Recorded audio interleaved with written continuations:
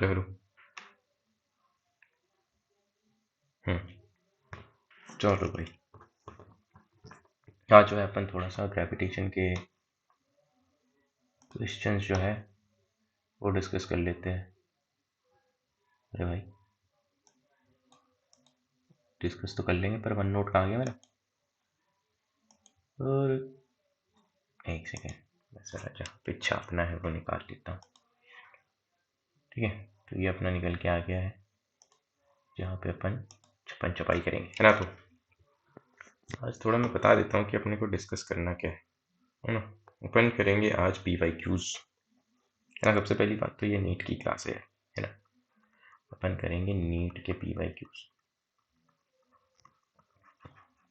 थोड़ा बनाने में प्रॉब्लम हो गई है ना। ऐसी तो उस पर राइटिंग नहीं है मेरी, ठीक है।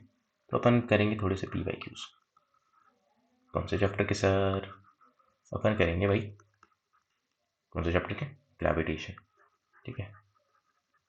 ग्रेविटेशन के थोड़े PYQ करेंगे। कौन से बुक मैं फॉलो कर रहा हूँ बता देता हूँ। ये है दिशा, 33 ईयर्स में भी शायद यही नाम है ना। 2020 से आई थिंक 1987 तक के क्वेश्चन है ना। तो फॉर रेफरेंस जो है मैं ये बुक यूज़ कर रहा हूँ, तो देख सकते हो भाई, है ना। PDF है या फिर बुक है तो तुम्हारे लिए अच्छी बात है। बाकी सब क्वेश्चन तो मैं थोड़ा सा बता ही दूंगा कि क्या क्या है, ठीक है। उससे पहले अपन ये डिस्कस कर लेते हैं कि ग्रेविटेशन में सर नीट के पॉइंट ऑफ व्यू से अगर मैं देखूँ, नीट के POV से अगर मैं देखूँ तो क्या क्या चीज़ें इंपॉर्टेंट चीज़ें, है ना। सबसे पहली बात तो फॉर्मूले जितने भी हैं, है ना, वो सब आपको एकदम टप पे रहना चाहिए, है ना। जैसे अगर मैं किसकी बात करूँ, एक होलो स्फीयर के अंदर जो है वो मैग्नेटिक फील्ड क्या होती है भाई। मैग्नेटिक फील्ड को कैसे डिनोट करूँ? EG बोल देता हूँ। EG जो है वो जीरो होती है। बाहर कैसे वेरी करती है? GM/r² से, है ना। R being the distance from centre of the planet कह सकते हैं अपन, ठीक है। ठीक है, तो ये वाले फॉर्मूले जो है आपको याद होने चाहिए, है ना। मैग्नीट्यूड की बात कर रहा हूँ यहाँ पे मैं, है ना। ये हो गया। बाकी और यहाँ पे अगर सॉलिड स्फीयर के केस में जो है अंदर ग्रेविटेशन फील्ड जो है वो कैसे वेरी करती? ग्रेविटेशन फील्ड वेरी करती है GR/r। कैपिटल आर क्या है भाई?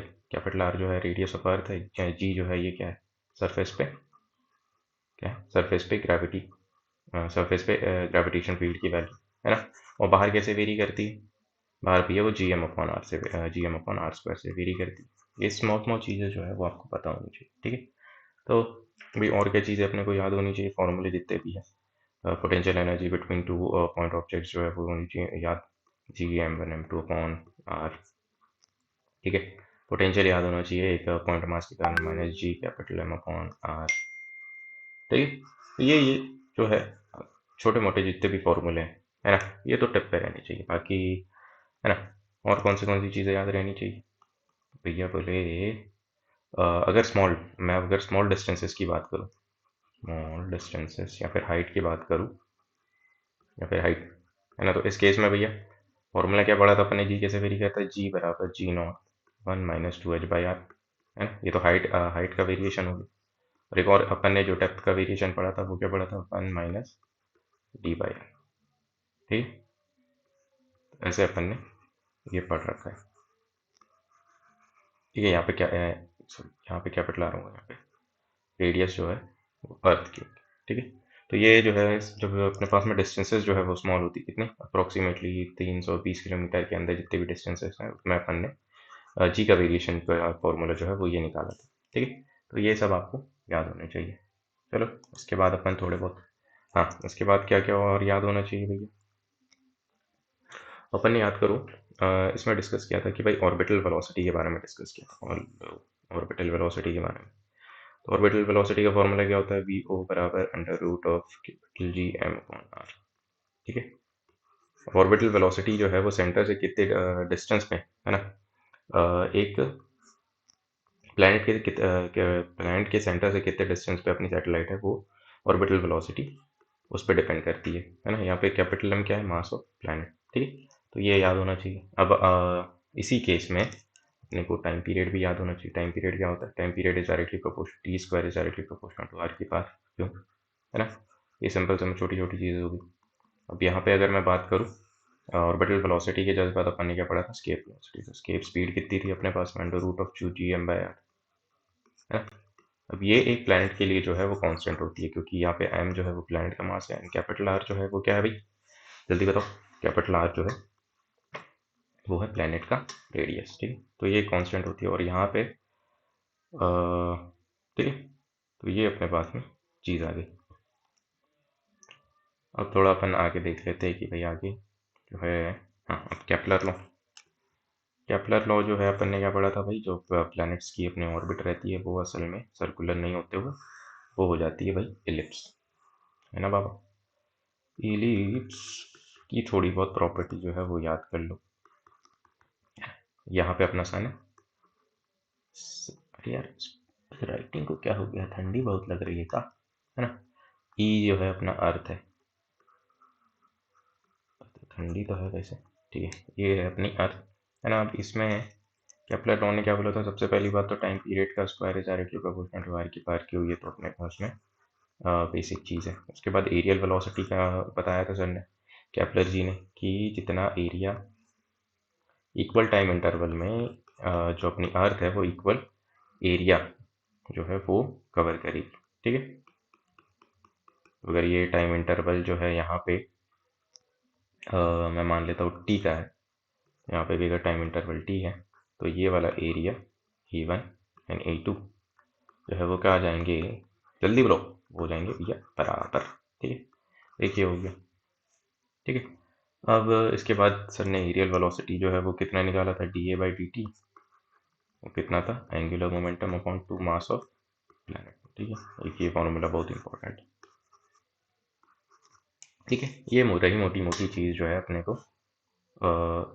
ग्रेविटेशन में जो है वो जो कि इंपॉर्टेंट चीज़ है, ठीक है। अब चलो भैया अपन जो है जो मेन डिस्कशन है P Y Qs of gravitation वो स्टार्ट करते हैं। मैंने बता दिया बुक कौन सी अपन देख रहे हैं, दिशा, जो भी है दिशा जी है वो 2023 है ना, 33 है, पास 33 ईयर के क्वेश्चन है। तो लेट्स स्टार्ट विद दैट, है ना। तो पहला क्वेश्चन अपन देख लेते हैं भैया। पहला क्वेश्चन क्या पूरा, यहाँ पे एक ऐसा, यहाँ पे अपने पास में दे रखा है, एलिप्स का एक क्वेश्चन है। मतलब पहले तो केपलर लॉ से ही क्वेश्चन पूछ लिया है ना। यहाँ पे अपने पास में ये एक इलिप्स है, ई का इलिप्स है, तो यहाँ पे सन अपना होगा, और यहाँ पे अपने पास में जो कि ये प्लैनेट वैनेट जो है वो होगा, है ना। अब यहाँ पे अपने पास में एक ए पॉइंट दे रखा है, एक बी पॉइंट दे रखा है, और एक सी पॉइंट दे रखा है। ये बोल रहा है भाई काइनेटिक एनर्जी, मैं तो बता दूं काइनेटिक एनर्जी का कैसा रिलेशन है ना। तो सबसे पहली बात तो अपने को ये पता है कि यहाँ पे एंगुलर मोमेंटम जो है वो क्या होता है, कंजर्व। तो मैं क्या लिख सकता हूँ, एम वी आर बराबर कॉन्स्टेंट, कॉन्स्टेंट को मैं की मान लेता हूँ, तो वी आर बराबर मैं क्या लिख सकता हूँ, के, है ना। एक नया कॉन्स्टेंट मान लेता हूँ के डैश। तो जैसे आर कम होगी वैसे क्या होगी, वी बढ़ जाएगी। तो अपने को पता है कि जैसे आर कम, यहाँ पे आर जो है वो सबसे कम, अरे समझ आ रही नहीं और, है ना, आर सबसे कम है, तो यहाँ पे स्पीड जो है वो सबसे ज़्यादा हो जाएगी, यहाँ पे स्पीड जो है वो सबसे कम हो जाएगी, क्योंकि आर जो है वो सबसे ज़्यादा है, ठीक है। उसके बाद यहाँ पे आर जो है सेकेंड नंबर में सबसे ज़्यादा, ठीक है। तो मैं क्या लिख सकता हूँ यहाँ पे, R1 अगर इसको कंसिडर करता हूँ, R2 इसको कंसिडर करता हूँ, R3 इसको कंसिडर करता हूँ, तो R1 is greater than R2 is greater than, अरे उल्टा लिख दी रे, ठीक है। तो 30 R3 is greater than R2 is greater than R1, ठीक है। यही पे अपने पास में कहा है काइनेटिक एनर्जी जो है वो क्या आ जाएगी, सबसे ज़्यादा जो है ए पे रहेगी, फिर रहेगी काइनेटिक एनर्जी बी पे, फिर रहेगी काइनेटिक एनर्जी सी पे। ये तो सिंपल सवाल हो, है ना। कैसा अप्रोच किया अपन ने सर, क्योंकि अपने को पता है कि भाई इलेप्टिकल ऑर्बिट है ना, इसमें टॉर्क नेट जो है वो क्या होता है, जीरो होता है ना। तो टॉर्क नेट अगर जीरो है तो एम वी आर बराबर क्या हो जाना चाहिए, कांस्टेंट हो जाना चाहिए। एम वी आर क्या है सर यहाँ पे, वो है भाई एंगुलर मोमेंटम, ठीक है। अब सेकंड क्वेश्चन देख लेते हैं, सेकंड क्वेश्चन क्या बोल रहा है। सेकंड क्वेश्चन में ही तो सिंपल है भाई ये तो यार, टाइम पीरियड, एक सर्कुलर ऑर्बिट में टाइम पीरियड का फॉर्मूला क्या होता है, सर्कुलर ऑर्बिट, लेट्स ये रेडियस है आर, इसमें टाइम पीरियड का फॉर्मूला होता है, फॉर्मूला नहीं डेरिवेशन कर देते अपन। तो आर रेडियस है, वी स्पीड से चल रहा है, तो 2πr delta test distance upon speed कर देंगे अपन, तो पी आ जाएगा। ऑर्बिटल स्पीड का फॉर्मूला क्या था, √GM/r, ठीक है। GM/r यहाँ पे वैल्यू चिपका डालो, तो 2πr upon are root R ऊपर जाएगा, under root of G M यहाँ पे बचेगा। ठीक है, मतलब मैथ्स में तो कोई दिक्कत नहीं होनी चाहिए, जल्दी जल्दी सॉल्व करना है अपने को। ठीक, तो यहाँ पे ये बच गया, स्क्वायर कर दो, दोनों तरफ स्क्वायर कर दोगे तो T square 4 pi square R, ये हो जाएगा आर स्क्वायर, ये हो जाएगा आर, और ये हो जाएगा जी एम। तो यहाँ पे कंपैरिजन यही बोला शायद उसने कुछ, T square is proportional to, T square is proportional, sorry, T square जो है वो बराबर किसके है, के आर क्यूब, है ना। ये तो आर क्यूब बन गया अपने पास में, के की वैल्यू क्या आ जाएगी ये, तो देख लो जो भी आंसर है ए ऑप्शन बन जाता है शायद। ए ऑप्शन बन जाता है यहाँ पर। ठीक, अब एक और क्वेश्चन है, एक और क्वेश्चन किस पे बेस्ड आ गया भाई, केपलर लॉ ना। केपलर लॉ जो है वो छोटा सा हल्लू सा लॉ है अपने, बट उसमें क्वेश्चन जो है वो बहुत ईजी बन जाता है। तो ठीक है, अपने लिए वो एक स्कोरिंग वाला टॉपिक बन जाएगा। ठीक है, ग्रेविटेशन के अंदर जो है केपलर से जितने भी क्वेश्चन आते हैं वो तो अपने गलत नहीं होने चाहिए। ठीक है, तो ये अपना आंडा बन गया। ठीक है, अब ये बन गया अपने पास में यहाँ पे सन है, और क्वेश्चन में बोल रखा है कि भाई ये जो ये जो एरिया है ए बी, ये क्या है, बी और ए, और यहाँ से एक और सबटेंड कर रहा है ये वाली आर्क, वो है सी और डी। क्वेश्चन में साफ साफ बोला है कि इसका एरिया, उसको मैं मान लेता हूँ, फिर मैं देख लेता हूँ क्या क्या बोल रखा है, एस डी इज ट्वाइस, है ना, area of S C D is twice the area of, क्या है जल्दी बोलो, ये अपने पास में आ गया है चीज़। ठीक है, तो अब वो मेरे को बोल रहा है कि T1 फॉर बी से, मतलब यहाँ पे टाइम जो लगा है वो T1 लगा है, यहाँ पे टाइम जो लगा है T2 लगा है। तो अपने को ये पता है कि भाई केपलर लॉ का एक लॉ का यूज़ किया गया है कि एरियल वेलोसिटी जो है वो कांस्टेंट होती है। तो यहाँ पे अगर टाइम T2 लगा है तो यहाँ पे अगर मैं एरिया ऑफ क्या लिखना पड़ेगा यहाँ पे, area of S A B divided by time कितना लगा T2, and area of S D C divide में टाइम कितना लगा T1, ये इक्वेशन का यूज़ करना है। अब एरिया के बीच में अपने को रिलेशन दे रखा है, तो आंसर अब आ जाएगा अपने पास। आंसर क्या निकल के आएगा, बी ऑप्शन, है ना। T1 एंड T2 के बीच में रिलेशन पूछा आपने, इसके जगह क्या रख दो, बस 2 times area of S A B, ये से ये उड़ जाएगा। तो अपने पास में इक्वेशन क्या बनेगी, T1 बराबर 2 टाइम ये, तो बी ऑप्शन अपना करेक्ट हो जाएगा। अब इसके आगे सिंपल सा अपने पास में टाइम पीरियड का क्वेश्चन पूछा हुआ 1997 का। तो क्वेश्चन में बोला है कि एक प्लैनेट जो है ए लेट्स से आर डिस्टेंस पे है, एंड एक दूसरा प्लैनेट जो है वो 8 टाइम्स डिस्टेंस पे, तो ये 8 टाइम्स आर डिस्टेंस पे है। ठीक है, ये प्लैनेट क्या हो जाएगा, तो अपने को टाइम पीरियड का रिलेशन पता है, time period is directly proportional to 3 की पावर आर की पावर 3/2। ओके, ये जो है वो सबको रटा होना चाहिए, है ना। टाइम पीरियड जो है आर की पावर 3/2 से वेरी करता है, आर की पावर 3/2 से वेरी करता है। ठीक है, यही होता है, हाँ यही होता है। ठीक है, तो अब डिस्टेंस जो है वो क्या कर दी, 8 टाइम्स कर दिए, तो टाइम पीरियड क्या हो जाएगा भाई, टाइम पीरियड जो हो जाएगा 2 की पावर, ऐसे ऐसे कर दो, सॉरी ये कर दो, है ना। तो इसको क्या लिख देंगे अपन, 8 को क्या लिख सकते हैं, टाइम्स ग्रेटर, 8 को लिख दो, कुछ गड़बड़ कर रहा हूँ क्या मैं,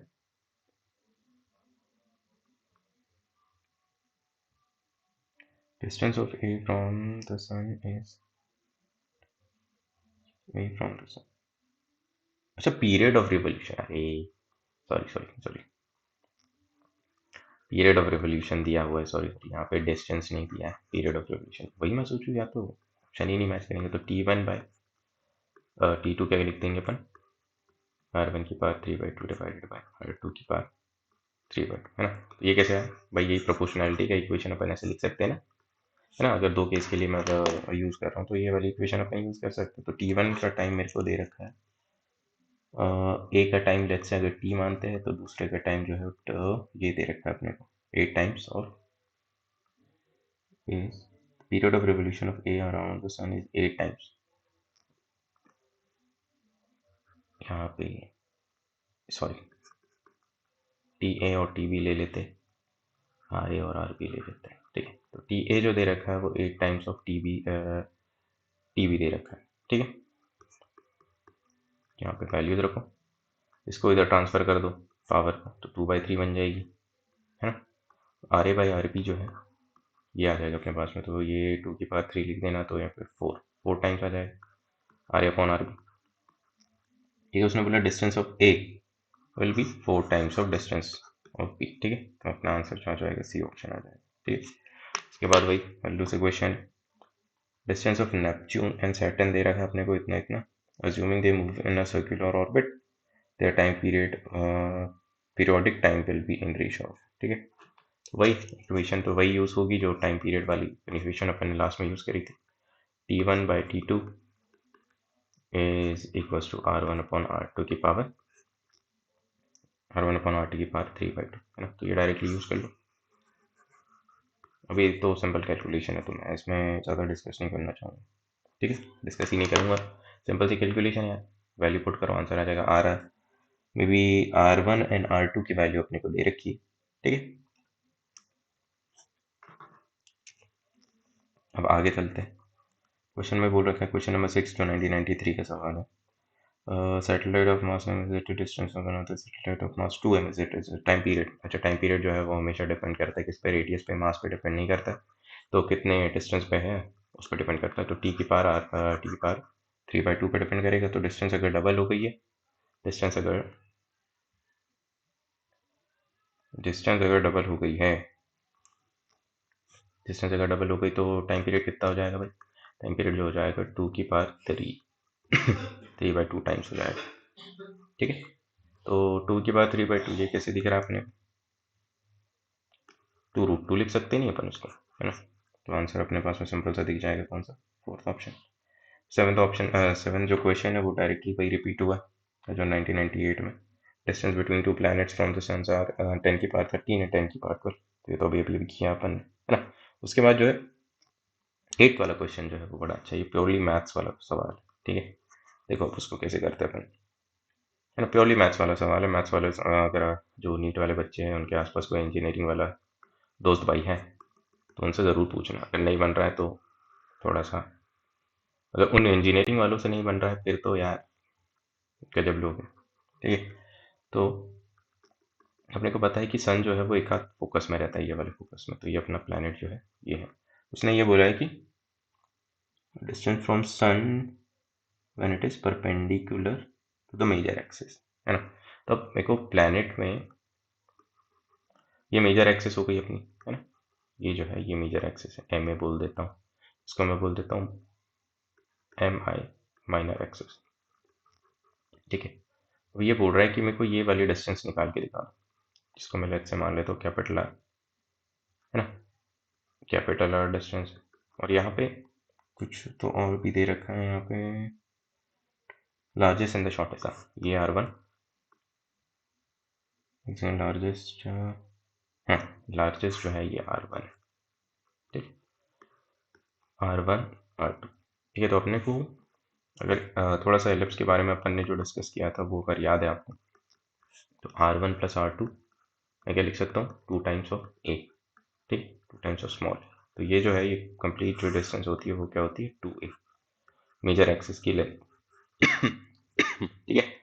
तो यहाँ से ए की वैल्यू कितनी आ जाएगी अपने पास में, R1 + R2 डिवाइडेड बाय 2। ए की वैल्यू आ गई, है ना। अच्छा, ये ए की वैल्यू आ गई, तो यहाँ से यहाँ तक की डिस्टेंस मैं निकाल सकता हूँ। यहाँ से यहाँ तक की डिस्टेंस क्या हो जाएगी, है ना। ये अगर कंप्लीट ए है, ये कंप्लीट ए है, तो ये वाली डिस्टेंस में क्या लिख सकता हूँ, ए माइनस R2, है ना। तो वो कितनी आ जाएगी, R1 + R2 divided by 2, minus का क्या कर दूंगा, R2, है ना। तो ये आ जाएगी ये वाली डिस्टेंस। अब ये वाली डिस्टेंस आ गई, है ना। ये वाली डिस्टेंस कितनी निकल के आ जाएगी, कैलकुलेट कर लो पहले तो ये निकल के आ जाएगी R1 - R2 डिवाइडेड बाई 2, ठीक है। ये डिस्टेंस निकल के आ गई इतनी, और यही डिस्टेंस को अपन ने फोकस के सेंट्रिसिटी के टर्म्स में क्या लिखा था, ए टाइम्स क्या, ए टाइम्स ई। ठीक है, तो अब यहाँ से सेंट्रिसिटी की वैल्यू निकालो। ठीक है, यहाँ से आ जाएगी भैया एसेंट्रिसिटी की वैल्यू। ये सेंट्रिसिटी की वैल्यू हो जाएगी, ए अपना क्या है, R1 plus R2 bye R1 plus R2 bye 2। ये सेंट्रिसिटी की वैल्यू आ जाएगी, यहाँ से कितनी आ जाएगी सेंट्रिसिटी की value, R1 minus R2 divide by R1 plus R2। ठीक है, एक ये थोड़ा सा लेंदी क्वेश्चन है ना, बट ठीक है, मतलब ऐसे क्वेश्चन पता नहीं अभी तो नहीं आना चाहिए यार, पर NTA का भरोसा नहीं। ठीक है, तो आ सकता है ये भी, R1 minus R2 divided by R1 plus R2, ये आ गया अपने पास में क्या, एसेंट्रिसिटी की वैल्यू। ठीक है, अब एसेंट्रिसिटी की वैल्यू जो है ये आ गई अपने पास। ठीक है, अब एक और फार्मूला जो है वो पढ़ाया होगा आप लोगों को, वो फार्मूला होता है एसेंट्रिसिटी का। एसेंट्रिसिटी का फार्मूला होता है 1 माइनस बी स्क्वायर अपॉन ए स्क्वायर। ठीक है, तो यहाँ पे बी जो होता है वो माइनर एक्सेस होती है, एंड ए जो है वो मेजर एक्सेस की, सॉरी मेजर एक्सेस से अपन इसको बताते हैं। ठीक है, तो यहाँ से अगर एसेंट्रिसिटी अपने को पता है, ए अपने को पता है, तो बी की वैल्यू आ जाएगी, है ना। सॉल्व कर लेना यार थोड़ा कैलकुलेशन, सॉल्व फॉर बी। अब यहाँ से भैया अगर बी की वैल्यू आ गई, अब यहाँ पे एलिप्स में देखना ध्यान से, अब अगर यहाँ पे बी की वैल्यू आ गई, बी क्या था, B is nothing but this distance. ठीक है, तो यहाँ पे बी की वैल्यू आ गई, तो ये आ गया मिलके अपने को, और ये वाली डिस्टेंस अपन ने निकाली थी, ये वाली डिस्टेंस कितनी आई थी, ये डिस्टेंस ये आई थी। ठीक, ये डिस्टेंस पता है, ये डिस्टेंस पता है, तो यहाँ पे अपन पाइथागोरस थ्योरम यूज कर सकते हैं। तो under root of B square plus क्या लिखेंगे अपन, R1 माइनस R2 का R2/2 का होल स्क्वायर। ठीक है, तो ये सॉल्व करो थोड़ा सा, ये सॉल्व करके अपने पास में आंसर जो है शायद निकल के आ जाएगा 2R1R2 upon R1 plus R2। ठीक है, ये हो गया सिंपल। हाँ, थोड़ा सा हार्ड क्वेश्चन था, बट ठीक है ना, इतना तो चलता है अपने पास। ठीक है, आगे बढ़ते हैं, अगर डाउट होगा तो कमेंट में बता दें, तो अपन फिर से पूरा सॉल्व करके आपको स्पेसिफिक यही जैसे सब क्वेश्चन रहेगा वो मैं सॉल्व करके बता दूंगा कोई वीडियो में आके। ये अब नाइन्थ वाला क्वेश्चन देख लेते हैं। नाइन्थ वाला क्वेश्चन जो है ये थोड़ा सा कॉन्ट्रोवर्शियल क्वेश्चन है। क्वेश्चन में बोल रखा है कि दो एस्ट्रोनॉट जो है वो एक यहाँ पे अपनी रोप है, उसको पकड़ के आगे इधर उधर निकल रहे हैं, आगे इधर उधर तो नहीं, कांस्टेंट वेलोसिटी से चल रहे हैं, है ना। अब यहाँ पे बोला है कि ये जो यूनिवर्स है इसमें अपने पास में ग्रेविटेशनल फ्री स्पेस है, ग्रेविटेशनल फ्री स्पेस है ना। ग्रेविटेशनल फ्री स्पेस का मतलब होता है कि यहाँ पे जो अपने पास में इन दोनों के बीच में जो अट्रैक्शन, ग्रेविटेशन के कारण जो अट्रैक्शन फोर्स होगा वो यहाँ पे प्रेजेंट नहीं है ना। तो रोप जैसे ही कट हो जाएगी यहाँ से, अगर मैं यहाँ पे से रोप कट हो जाती है ना, तो क्योंकि ग्रेविटेशन कोई म्यूचुअल ग्रेविटेशनल फोर्स ही नहीं है, तो ये आसपास पास पास में नहीं आएंगे। ठीक है, तो इसमें बीच में अगर उन दोनों के बीच में कोई ग्रेविटेशनल अट्रैक्शन का फोर्स ही नहीं है भाई, तो ये आसपास के पास पास कैसे आ सकते हैं। ठीक है, तो they will be moving with constant velocity keeping the distance same, है ना। तो यहाँ पे डिस्टेंस जो आएगी वो रहेगी हमेशा सेम। ठीक है, ठीक है, यहाँ पे अपन उससे भी देख सकते हैं न्यूटन का थर्ड लॉ से, क्योंकि यहाँ पे कोई एक्सटर्नल या फिर कोई एक्सटर्नल फोर्स नहीं है। अगर मैं इसकी बात करूँ, बस इसको अगर सिस्टम ले लूँ, है ना, तो यहाँ पे कोई एक्सटर्नल फोर्स नहीं है ना, तो यहाँ पे कोई एक्सटर्नल फोर्स नहीं है, तो यहाँ पे ये अपनी स्टेट जो है वो चेंज नहीं करना चाहेगा। इसका मतलब ये कांस्टेंट वेलोसिटी से ही मूव करेगा। इसकी बात करूँ, बस अगर इसको सिस्टम ले रहे हैं तो उसमें भी कोई एक्सटर्नल फोर्स नहीं है, तो उसका ये तो मतलब ये है कि ये हमेशा वी से मूव करेगा। तो भाई दोनों ही वी से मूव कर रहे हैं, तो उनके बीच की डिस्टेंस जो है वो चेंज नहीं होगी, बस बात। अब इसके आगे वाला क्वेश्चन जो है वो थोड़ा ठीक ठाक क्वेश्चन है। ठीक है, इसके आगे वाला क्वेश्चन देखो क्या बोल रहा है। क्वेश्चन में बोला है कि एक एम मास है, इसका रेडियस जो है वो कितना है, आर है, एक 5m है ना। तो आंसर सुनना, यहाँ पे 5m है, यहाँ पे इसका रेडियस जो है वो 2r दे रखा है। उन दोनों के सेंटर के बीच की डिस्टेंस जो है वो दे रखी है।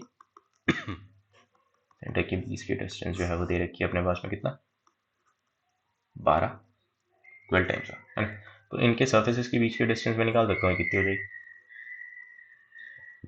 ये हो जाएगी भाई 9 टाइम्स R, ठीक है, 9 टाइम्स R हो जाएगी। अब ये क्वेश्चन में बोल रहा है कि ये दोनों जो है एकदम अट्रैक्टिव जो इन दोनों के बीच में कोई ग्रेविटेशन फोर्स जो है वो लग रहा हो। अब इस ग्रेविटेशन फोर्स के कारण ये पास पास आएंगे। तो अब ये बोल रहा है कि भाई distance covered by the smaller object, ठीक है, ये पास पास आ गए, लेट्स से एकदम ऐसा चिपक लिए हैं एकदम, है ना, एक दूसरे से चिपक ली। तो यहाँ पे इन दोनों के सेंटर के बीच की डिस्टेंस क्या हो जाएगी, 3R, ठीक है। अब मेरे को ये बताना है कि ये भाई सब अपने स्मॉलर वाले ऑब्जेक्ट जो है कितना चले हैं, ठीक है, distance covered by the smaller object, ठीक है। तो डिस्टेंस कवर्ड कितना मान लेते हैं अपन, इसका x1 मान लेते हैं, है ना। अब ये जो है वो सेंटर ऑफ मास का सवाल हो गया पूरा, इसका x1 मान लेते हैं, ये जो है वो x2 मान लेते हैं। तो मैं सिंपल से यहाँ पे एक इक्वेशन तो ये लिख सकता हूँ कि x1 प्लस x2 जो है ना, इन दोनों के सर्फेसेस से डिस्टेंस कितनी है, वो 9R के बराबर है ना। इसके बाद भाई यहाँ पे देखो, अगर ये दोनों को अगर मैं सिस्टम कंसिडर कर रहा हूँ, दोनों को भैया मैं सिस्टम बोरे के अंदर डाल देता हूँ, ये अपना एक सिस्टम, उसमें कोई एक्सटर्नल फोर्स नहीं है। एंड इनिशियली जो है वो ये लोग क्या थे, ये भाई लोग जो है वो रेस्ट पे थे, एंड कोई एक्सटर्नल फोर्स नहीं है। तो इसका मतलब अगर इनिशियली रेस्ट पे है तो अपना सेंटर ऑफ मास क्या रहेगा, फाइनली भी रेस्ट पे रहेगा। तो इसमें एक अपन ने कंडीशन पढ़ी थी मोमेंट ऑफ मास की, m1 x1 बराबर m2 x2, ठीक है। m की वैल्यू डाल दो भाई, m इंटू x1 बराबर 5m इंटू x2। तो यहाँ पे दो इक्वेशन है, दो वेरिएबल है, तो सॉल्व कर लो यार, ठीक। तो ये सॉल्व कर लोगे तुम, ठीक है, इतना तो मैं बिलीव करता हूँ। अब यहाँ पे एक और क्वेश्चन है, 2012 में आया था। क्वेश्चन बोल रहा है कि spherical planet of mass m period diameter अपने को दे रहा, particle of mass m falling freely near the surface, this experience acceleration due to the gravity, acceleration due to gravity की वैल्यू पूछ रहा है और कतई कुछ नहीं पूछ रहा है। स्फेरिकल प्लैनेट है, ये तो स्फेरिकल नहीं है, अरे मान लो यार, थोड़ा अपन गरीब है डायग्राम बनाने में, है ना। तो यहाँ पे स्फेरिकल प्लैनेट है, मास अपने को दे रखा है, डायमीटर अपने को दे रखा है, तो रेडियस कितना हो जाएगा भाई, रेडियस हो जाएगा dp/2, और सरफेस पे अपने को g की वैल्यू पूछा और कुछ, एक्सेलरेशन ड्यू टू ग्रेविटी की वैल्यू, है ना। भाई सिंपल है यार, g0 की वैल्यू, जी सरफेस पे कितनी ग्रेविटी की वैल्यू कितनी होती है ना, g0 जो अपन ने फॉर्मूला पढ़ा है, g0 m/r ऑफ प्लैनेट का, और उसको यहाँ पे p की वैल्यू भी क्या होती है, r, तो rp रेडियस ऑफ प्लैनेट को मैं क्या लिख सकता हूँ, dp/2। ये यहाँ पे उठा के डाल तो आंसर आ जाएगा, सिंपल सवाल, फालतू सवाल, है ना। देखो अभी तक जितने भी अपन ने सवाल किए हैं उसमें दो सवाल को छोड़ के बाकी सब में डायरेक्टली फॉर्मूला का प्रयोग हो रहा है, ठीक है। तो इससे क्या मतलब, इससे क्या सीख मिलती है भाई अपने को कि ग्रेविटेशन में अगर अपना, ठीक है, मेन कंसेप्ट भी अपने क्लियर नहीं है, अगर अपने को फॉर्मूले रटे हुए तो अपन नीट में आराम से अच्छा स्कोर कर सकते हैं, ग्रेविटेशन, पर्टिकुलर ग्रेविटेशन चैप्टर की बात कर रहे हैं, ठीक। चलो यार यहाँ पे आगे बढ़ लेते हैं, है ना, ये तो ही ध्यान रखते हैं। ट्वेल्थ क्वेश्चन क्या बोल रहा है, नेट 2003 में आया, ठीक। ये बोल रहा है, अरे ये तो फालतू सवाल है, इसमें एक प्रॉपर्टी का यूज हुआ है भाई, देखो ग्रेविटेशन फोर्स जो होता है वो अपना मीडियम पे डिपेंड नहीं करता। तुम यहाँ पे अगर m1 m2 में मान लेता हूँ, है ना, m1 m2 के बीच का ग्रेविटेशन फोर्स Fg, ठीक है, तो ये जो है मीडियम पे डिपेंड नहीं करता। अब तुम इसको पानी में लेके जाओ, या फिर तुम इसको स्पेस में लेके जाओ, या फिर तुम इसको कहीं भी लेके जाओ, ठीक है, तो ये किस पे डिपेंड नहीं करता है अपना, ये डिपेंड नहीं करता मीडियम पे। तो Fg की वैल्यू जो है वो हमेशा सेम रहेगी, है ना। तो ग्रेविटेशन की वैल्यू, ग्रेविटेशन फोर्स की वैल्यू जो है हमेशा सेम रहेगी, ठीक है।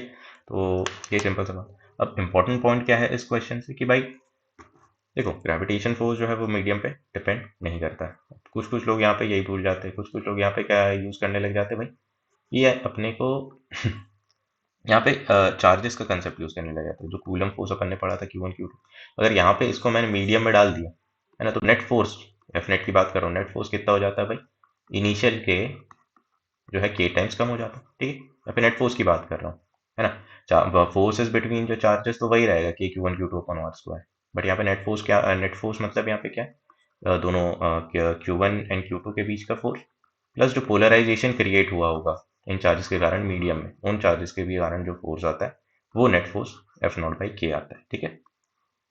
यहाँ पे थोड़ा सा इलेक्ट्रोस्टैट भी जो है वो रिवर्स हो गया सर, ठीक है। अब इसके बाद 13 क्वेश्चन देखो, सिंपल सवाल, वो बोल रहा है what will be the formula of mass in terms of g and पूछो नहीं सब 1996 का है ना। अब फिर से मैं बता दूं, यहाँ पे मैं जो बुक फॉलो कर रहा हूँ वो 2020 से, उसमें जो क्वेश्चन कवर्ड है 2020 से शायद 1987 तक के, है ना। अब तुम बोलोगे भाई ये 2 साल 2021 के से 2021 से 2023 तक के सवाल क्यों नहीं ले रहे हो सर? अब भाई मेरे पास जो पड़ा हुआ है मटेरियल मैं उसी से बता रहा हूँ आपको, ठीक। ऐसा नहीं है कि ये 3 साल के क्वेश्चन जो है मुझे नहीं आते, है ना, ऐसा तो कतई मत समझना है यार, ठीक है। तो यहाँ पे क्वेश्चन में पूछा है कि जी आर और कैपिटल जी इसके बीच का रिलेशन पूछा है, मे बी ये पूछा जाए, ठीक है। तो आर जो है वो रेडियस ऑफ अर्थ है, जी को मैं अगर जी को कोई मेंशन नहीं कर रखा है तो मैं बाय डिफॉल्ट जो है सरफेस पे मान लेता हूँ, ठीक है। तो सिंपल सा फॉर्मूला अपने को ये पता है, G M upon G M upon यहाँ पे आर स्क्वायर, ये होता है सरफेस पे फॉर्मूला, ठीक है। मास को मैं क्या लिख सकता हूँ? अच्छा, मास ही तो फाइंड करना है, यहाँ पे मास को क्या लिख सकते क्या, ठीक है, ये आ जाएगा सिंपल सा आंसर, ठीक है। अब अपन जो है वो थोड़े से एक्सेलरेशन ड्यू टू ग्रेविटी वाले पार्ट में कूद पड़ते हैं, ठीक है।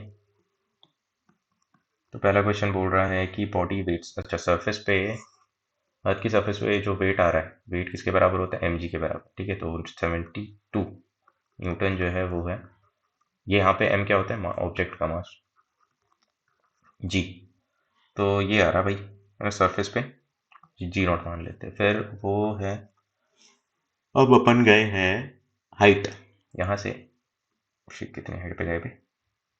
हाफ द रेडियस, तो यहाँ से r/2 रेडियस पे अपन निकल ली, यहाँ पे आप मेजर कर रहे थे, यहाँ पे इसका वेट कितना होगा ना, सिंपल सा फॉर्मूला जो वेट क्या हो जाएगा भैया, mg के बराबर G at G P, G P बोल देते हो, जी पी का फॉर्मूला क्या होगा? जीपी यहाँ पे वो ज्योमेट्रिकल प्रोग्रेशन नहीं है भाई, जीपी यहाँ पे gravitation field at P point, ठीक है। तो कुछ बंदे अलग ही दिमाग लगा लेंगे, ठीक है। जीपी का फॉर्मूला मेरे को जी नोट के टर्म्स में पता, G naught R square upon R plus H square, H का होल स्क्वायर। अब ये फॉर्मूले जो है, मैंने जैसे आपको इनिशियली भी बोला कि फॉर्मूले जो है वो टक पे होने चाहिए, है ना। बिना फॉर्मूले के यहाँ पे ग्रेविटेशन में अगर आप प्रूफ करने लग जाओ तो थोड़ा सा हार्ड जाएगा। ऐसा नहीं कि मतलब ऐसा नहीं है कि ना हो क्वेश्चन, हो जाएगा बट थोड़ा टाइम लगेगा। एंड नीट में अपने को क्या चाहिए? कम समय में जल्दी धड़ाधड़ धड़ाधड़ अपने को क्वेश्चन जो है निपटाने, ठीक है। तो अब यहाँ पे अपन ये चिरकुट फॉर्मूला यूज़ करेंगे जीपी की जगह, ठीक है। तो अपने पास में आर एच की वैल्यू कितनी दे रखी है? r/2, आर बाई का एच की वैल्यू क्या दे रखी है भाई? r/2, ठीक है। एच की वैल्यू आर यहाँ पे धड़ल्ले से रख दो, उसके बाद ये जीपी की वैल्यू यहाँ पे रखते हैं। दोनों दो इक्वेशन दे रखी, दोनों को शायद डिवाइड कर दोगे तो एम एम जो है वो कैंसिल हो जाएंगे, डब्ल्यू की वैल्यू आ जाएगी, है ना। अब मैं कैलकुलेट नहीं कर रहा हूँ, सिंपल सवाल है भाई, ठीक। ये कंसेप्ट, मेन कंसेप्ट पे ध्यान दो, है ना, कि भाई अपने को पता है कि सरफेस पे ग्रेविटी जो है वो, ग्रेविटी की वैल्यू क्या होती है? जीरो। एंड अगर मैं जी किसी भी जनरल पॉइंट पी पे मानूँ, है ना, जो कि एच हाइट ऊपर है ना, उस पर ग्रेविटी की वैल्यू कैसे वेरी करती है वो अपने को सरफेस ऑफ, मतलब कैसे वेरी करती है, अगर मैं यहाँ पे जी नॉट के टर्म्स में लिखूँ फॉर्मूला, तो वो क्या होता है? G naught R square upon R plus H का whole square, R capital R क्या है यहाँ पे? रेडियस ऑफ अर्थ, ठीक है, ठीक है। अब तो ये रही, ये रहा एक और सवाल, ठीक है। उसके बाद एक और सवाल अपन देख लेते, सिंपल सा, एक्सीलरेशन ड्यू टू ग्रेविटी जो है 1 किलोमीटर, ये तो सिंपल है, तो बहुत सिंपल, ठीक है। अब जी नॉट अपन ने जो अप्रोक्सीमेशन वाले फॉर्मूले लिखे थे वो क्या थे? जी नॉट 1 - 12 एक और ये तो अपन ने एच हाइट में बोला था, डेप्थ में क्या था? जी नॉट टू 1 - G/r, ठीक। अब यहाँ पे एक सवाल यहाँ पे हो सकता है तुम लोगों का कि भाई सर आपको कैसे पता है कि यहाँ पे यही फॉर्मूले यूज होंगे, है ना, है ना? अब तो हाइट देख लो यार, हाइट, हाइट को देखो, हाइट क्या है? 1 किलोमीटर, 1 किलोमीटर इतु से चिरकुट हाइट है एकदम, पेद्दी सी, यार हटो, बिंदु से हाइट है, तो इसका मतलब यहाँ पे अपने को क्या यूज करना पड़ेगा भाई? सिंपल से अपने को जो अप्रोक्सीमेशन वाला फॉर्मूला है वो यूज करना पड़ेगा, है ना, ठीक है। तो डायरेक्टली अप्रोक्सीमेशन वाला फॉर्मूला, इन दोनों को इक्वेट कर दो, तो 2h/r, इन दोनों को अपन ने क्या किया? इक्वेट किया, तो 2h/r बराबर क्या हो जाएगा? कैपिटल D/r, ठीक। तो यहाँ से डायरेक्ट अपना पास में रिलेशन निकल के आ जाता है, समझे, ठीक है। अब इसके बाद एक और सवाल देख, 16 नंबर का सवाल है, ठीक है। अब क्वेश्चन बोल रहा है कि the height eight which the weight of the body becomes 160, यहाँ पे फंस जाते हैं भैया। वेट जो होता है, वेट क्या होता है भाई? mg के बराबर होता है। वो बोल रहे हैं कि वेट जो है 1/16 हो गया है ना। यहाँ पे बहुत सारे बच्चे फंस जाते हैं। ठीक है, ध्यान से सुनना कैसे करना है इसको, अप्रोच कैसे करना है। ठीक है, वेट बोल रहा है 1/16 हो गया। अब मास जो है वो, मास ऑफ ऑब्जेक्ट जो है वो क्या होता है, हमेशा कांस्टेंट होता है कहीं भी जाओ यूनिवर्स में। मास जो है वो कितना है, अमाउंट ऑफ मैटर, है ना, amount of matter in a particular volume. ठीक है, तो मास जो है वो कभी चेंज नहीं होता है, तो जी की वैल्यू जो है वो चेंज हो रही है अपने पास में। तो अगर वेट 1/16 हुआ है तो इसका मतलब जी भी जो है 1/16 हो गया, है ना। यहाँ पे जी जो है वो सरफेस पे ग्रेविटेशन की मतलब ग्रेविटेशन फील्ड की वैल्यू, मतलब एक्सीलरेशन ड्यू टू ग्रेविटी की वैल्यू। ठीक है, तो सरफेस से g/16 हो जा रहा है, तो फॉर्मूला अपन क्या यूज़ करेंगे, जी पी। अभी अभी यूज़ करा था अपन ने g0 r² अपॉन r+h का होल स्क्वायर। यही चिपका दो भाई यहाँ पे, g0, यहाँ पे जी ले लेते हैं अपन, है ना। g0 क्या है यहाँ पे, सरफेस पे एक्सेलरेशन ड्यू टू ग्रेविटी की वैल्यू, तो g0 r² अपॉन r+h का होल स्क्वायर। ये है, यहाँ से अपने पास में क्या आ जानी चाहिए, अच्छा, इट्स वेट इज r। ठीक है, हाँ, यहाँ से अपने पास में क्या किया है, किसकी वैल्यू आ जाएगी, h की वैल्यू आ जाएगी, h in terms of r आ जाएगा। ठीक है, उसके बाद अपने को वेट निकाल देना है, weight on the surface of the, ठीक, अच्छा, अरे h की वैल्यू ही निकालना है अपने, ठीक है। वेट तो 1/16 हो गया। ठीक है, h की वैल्यू निकालोगे तो यहाँ इक्वेशन को सॉल्व करोगे, h की वैल्यू अपने पास में आ जाएगी, यहाँ पे r/2 नहीं होगा, solve for h, solve for h। ठीक है, ये सिंपल सा काम अपने को करना। ठीक है, यहाँ पे इंपॉर्टेंट टेक अवे क्या था भाई, जो वेट है, क्वेश्चन में बोल रखा है वेट जो है, ऐसे क्वेश्चन आ सकते हैं रिसेंट ईयर में, मतलब, है ना, क्योंकि बहुत टाइम से ऐसे क्वेश्चन नहीं आए, तो अभी रिसेंट ईयर में पूछ भी सकता है एमटी डायरेक्ट, है ना। तो वेट को क्या कर दिया, 1/16, है ना। वेट को अगर 1/16 कर दिया है तो भाई मेरे भाई वेट जो होता है वो क्या होता है, m इंटू जी। मास जो है वो कॉन्स्टेंट, ग्रेविटी की वैल्यू चेंज नहीं होगी, सॉरी, मास की वैल्यू चेंज नहीं होगी, ग्रेविटी की चेंज होगी। तो जैसे वेट 1/16 हो गया, इसका मतलब ग्रेविटी की वैल्यू भी क्या हो जाएगी, 1/16 हो जाएगी। ठीक है, तो ये अपने पास में आंसर हो जाएगा। ठीक है, अब एक और सवाल, एक और सवाल में क्वेश्चन में बोल रखा है रोलर कोस्टर, है ना। क्वेश्चन में एक सेकंड में, क्वेश्चन जो है थोड़ा देखना तो कहाँ पे भी। तो क्वेश्चन में बोल रखा है roller coaster is design such such that the rider experience weightlessness as they go around the table, the top of the hill, so the speed of the car at the top of the hill is between, ठीक है, ये क्या बोल रहा है, between, देखो 17 question जो है वो थोड़ा ठीक ठाक दिख रहा है मेरे को, है ना। चलो 17 क्वेश्चन देख लेते हैं। तो 17 क्वेश्चन जो है मेरे को बोल रहा है क्या, क्वेश्चन में बोल रखा है कि रोलर कोस्टर ऐसी डिजाइन कर रखी है कि वेटलेस फील होता है ना। अगर यहाँ पे रेडियस ऑफ कर्वेचर जो है वो 20 मीटर है, तो यहाँ पे जो है टॉप पे अगर जा रहे हैं, है ना, हिल के टॉप पे जा रहे हैं, तो यहाँ पे वेटलेस फील होता है। ठीक है, तो भैया वेटलेस अगर फील हो रहा है, तो यहाँ पे अगर मैं देखूँ, एम जी जो है वो किसकी तरफ लगेगा, एम जी जो है वो नीचे की तरफ लगेगा, है ना। जी नीचे की तरफ लगेगा, the speed of the car at the top, अच्छा, speed of the car at the top की बात पूछा उसने। ठीक है, तो speed of the car at the top मान लेते हैं वी, है ना। तो इसका मतलब अगर ऊपर एट द टॉप जो है वो वेटलेस फील हो रहा है, वेटलेसनेस फील जो है वो हो रही, ठीक है, वो हो रही है। इसका मतलब यहाँ पे अगर मैं देखूँ, यहाँ पे अगर मैं एक बंदे को बैठा दूँ, यहाँ पे मैं अपने खुद ही को मैं खुद ही एनालाइज करता हूँ, वी के सर बैठ गए हैं यहाँ पे, ठीक है, एकदम हिल के बस टॉप के थोड़े से नीचे मैं बैठ गया हूँ, ऑब्जर्व कर रहा हूँ। तो यहाँ पे बाहर की तरफ कौन सा सूडो फोर्स लग जाएगा, जिसको अपन सेंट्रीफ्यूगल फोर्स भी बोलते हैं, उसकी उसका मैग्नीट्यूड क्या होगा, mv² बाय r। ठीक है, तो यहाँ पे मैं क्या बोल सकता हूँ, mv² अपॉन r बराबर mg, है ना। ये इक्वेशन कैसे लगाई भाई, नॉर्मल जीरो कर दिया अपन, है ना। वेटलेसनेस मतलब क्या होता है, नॉर्मल जीरो। ठीक, तो नॉर्मल जीरो कर दिया मैंने, तो यहाँ से अपने को बस किसकी वैल्यू निकालनी, v² की वैल्यू निकाली, that will be R G के बराबर, v बराबर √r जी। तो यहाँ से अपने पास में आंसर आ जाएगा, उसके बाद चेक कर लेना अपन। ठीक है, एक तो ये हो गया, और कितने सवाल है भाई, बहुत ज़्यादा सवाल है। चलो पॉइंट तक अपन करेंगे थोड़ा बहुत, उसके बाद जो है थोड़ा आप देख लेना अपने खुद से, कोई भी डाउट होगा तो पूछ लेना, उसमें वीडियो बना के मैं बता दूंगा। ठीक है, अब इमेजिन अ न्यू प्लैनेट, इसके बाद एक और क्वेश्चन है ना, 18 नंबर का 2005 का क्वेश्चन। इसमें क्या बोल रहा है, imagine new planet having same density as this, but जो है, अच्छा आर जो है वो 3 टाइम्स ऑफ आर ई है, R of planet R E है, डेंसिटी जो है वो आर पी और आर ई की बराबर है। क्वेश्चन में एक और इन्फॉर्मेशन देगा, if the acceleration due to gravity of the surface, ठीक है। तो अच्छा यहाँ जीई और जीपी पे रिलेशन पूछ रहा है शायद, ठीक है। तो अपन डेंसिटी के टर्म्स में जी का वेरिएशन जो है वो अपन देखा था, ठीक है। जी नॉट की बात करें तो जी नॉट जो है capital G M upon R square हो जाएगा।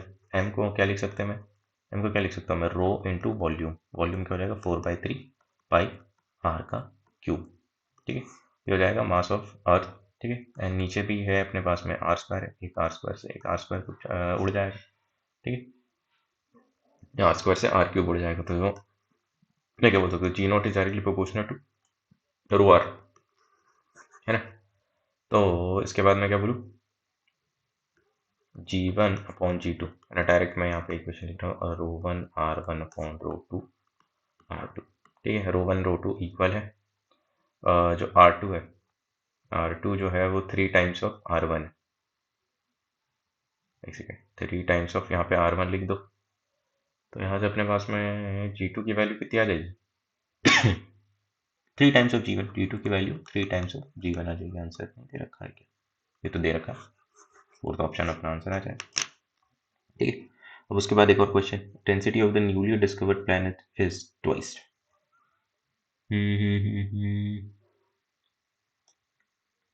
अबे ये भी सेम सवाल है, देखो क्वेश्चन में क्या बोला है, 19 नंबर का क्वेश्चन पढ़ रहा हूँ जो कि 2004 का है, ठीक है। तो यहाँ पे भी यही कंसेप्ट यूज हुआ है ना। क्वेश्चन में बोला है कि जो न्यू प्लैनेट है उसकी डेंसिटी जो है, density of P is 2 times density of earth, ठीक है। एक ये इन्फॉर्मेशन अपने को दे रखी है, acceleration due to gravity at the surface is equal. अब यहाँ पे G naught at new planet is equal to G naught at ये, ठीक है। तो ये अपने को क्वेश्चन में शायद दे रखी थी, ठीक। Radius, the radius of earth, earth का रेडियस अगर आर ई है तो फाइंड करो प्लैनेट का रेडियस, ठीक है। ये तो सिंपल है, देखो जी नॉट जो अपन ने क्या बोला था, G naught is directly proportional to rho R, है ना। ये अपन ने लास्ट क्वेश्चन में अपने डिराइव किया था, तो रो वन आर वन में क्या बोल सकता हूँ, बराबर क्या, रो टू आर टू, क्योंकि जी नॉट की वैल्यू जो है दोनों के लिए सेम है। जी नॉट मतलब सरफेस पे ग्रेविटेशन फील्ड की वैल्यू, ठीक है। तो यहाँ पे रो वन एंड रो टू के बीच में रिलेशन दे रखा है अपने को, तो रो वन जो है वो कितना है, यहाँ पे rho P R rho E, and ये कर लो, है ना। इन दोनों के बीच में ये रिलेशन दे रखा है, इसकी वैल्यू चिपका दो, है ना। तो डायरेक्ट अपने पास में आंसर आ जाएगा, ठीक है। अब इसके बाद 20 वाला क्वेश्चन जो है वो थोड़ा ठीक ठाक क्वेश्चन है। आई कैन से कि 20 वाला क्वेश्चन जो है वो थोड़ा ठीक ठाक क्वेश्चन, क्वेश्चन में बोल रखा है कि भाई अपन ने यहाँ से एक अर्थ पे, इसको अर्थ बोलो, अर्थ पे एक बॉल मतलब एक बंदा है, यहाँ पे बात मैन की हो रही है ना, मैन मैन मैन को छोड़ो, बॉल की बात करते हैं, है ना। बॉल को यू स्पीड से फेंका, तो उसकी मैक्सिमम हाइट कितनी होगी, एच मैक्स ई, एच मैक्स वन। यहाँ पे अर्थ की बात करता हूँ तो वो हो जाएगी U square upon two G, directly formula मैंने यूज़ कर लिया। सर ये फॉर्मूला कहाँ से है, अबे मोशन अंडर ग्रेविटी में पढ़ा था, मोशन एम यू जी में पढ़ा था मैंने, मोशन अंडर ग्रेविटी में, है ना, ये फॉर्मूला पढ़ा था, ठीक है। तो अगर मैं प्लेनेट चेंज कर रहा हूँ, तो प्लेनेट अगर मैं चेंज कर रहा हूँ तो बात तो सही है। अगर यहाँ पे एक और चीज़ मेंशन होनी चाहिए थी कि भाई इनिशियल वेलोसिटी जिस स्पीड से अपन ने फेंका है वो दोनों केस में सेम है ना। तो अगर सेम है तो मैं डायरेक्टली ये लिख सकता हूँ प्लेनेट न्यू प्लेनेट, है ना। यहाँ पे मैं क्या लिख सकता हूँ, एच न्यू जो हो जाएगी वो भी क्या हो जाएगी, U square upon two G new, है ना। जी न्यू क्यों लिखा सर, क्योंकि भाई प्लेनेट चेंज हो गया ना। प्लेनेट अगर अर्थ ही रहता तो अपन ने अर्थ यहाँ पे ई लिखा है, ठीक है। तो मैं यहाँ पे क्या बोल सकता हूँ, यू स्क्वायर को इक्वेट कर दो, तो मैं क्या बोलूँगा, एच एच ई जी ई बराबर एच न्यू, एच न्यू यहाँ पे वो है एनर्जी नहीं है, एनर्जी ऑफ फोटोन नहीं है, यहाँ पे एच के नीचे जो है वो न्यू है, ठीक है। एच न्यू इंटू जी न्यू, ठीक है। ये इक्वेशन बनी।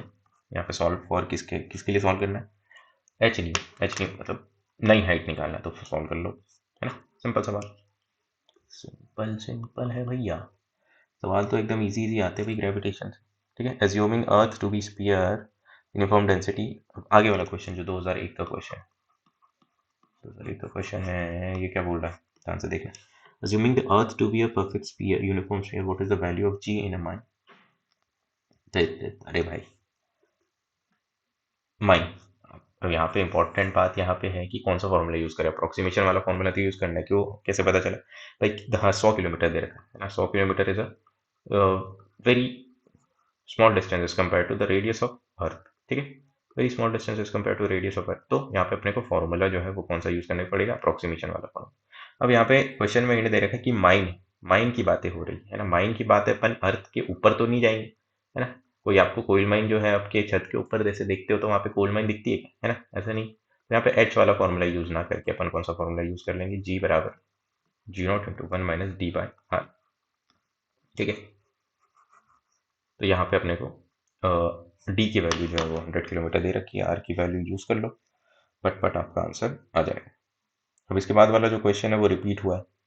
कौन सा रिपीट क्वेश्चन हुआ भाई, रिपीट जो है 2000 का क्वेश्चन है, 2000 का क्वेश्चन जो है वो रिपीट हुआ है। मैंने अभी डिस्कस किया था, है ना। सरफेस पे वेट की वैल्यू जो है वो 72 न्यूटन दे रखी है, वो होती है mg के बराबर, ठीक है।